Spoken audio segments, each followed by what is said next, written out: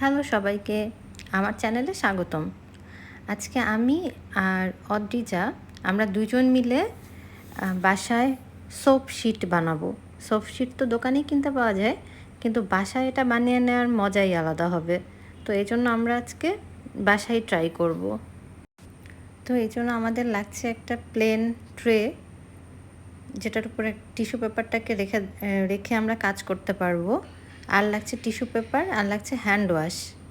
এটার ভেতরে hand wash আছে, আর একটা ব্রাশ লাগছে টিস্যু পেপারটাকে ব্রাশ করার জন্য। এখন আমরা হ্যান্ড ওয়াশটা নিয়েছি।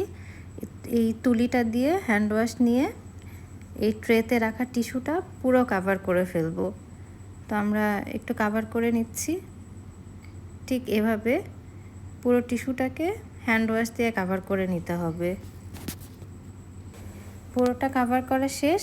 এখন এটাকে রেখে দিব শুকানোর জন্য।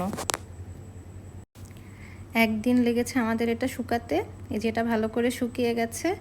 এখন আমরা এটাকে আমাদের নিজেদের ইচ্ছা মতো যে কোনো শেপে কেটে নিব। তো এই যে কেচি দিয়ে আমরা 4 কোনা করে পিস পিস করে নিচ্ছি সবগুলোকে। এখন আমরা বেসিনে চলে এসেছি এটা পরীক্ষা করে দেখার জন্য যে ঠিকঠাক মতো হয়েছে কিনা।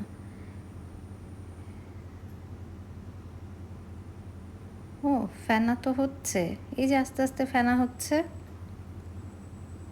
বাহ, আমাদের সোপ শিট বানানো সাকসেসফুল হয়েছে।